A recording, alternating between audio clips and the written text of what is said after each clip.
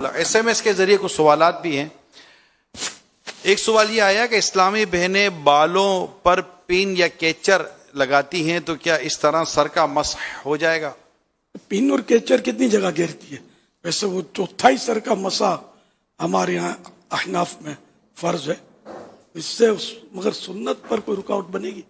جبکہ کچھ بال رہ جائیں گے اس میں ہاتھ پہنچنے سے گیلا.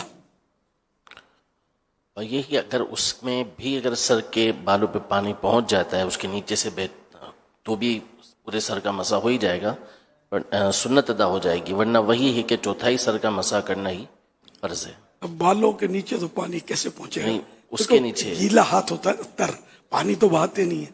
تو آگے پیچھے کر لے بالوں سے تھوڑا، پن کے نیچے جیسے انگوٹھی وغیرہ ہوتی ہے جی اس کے لیے. یعنی پورے سر کا مسا سنت ہے.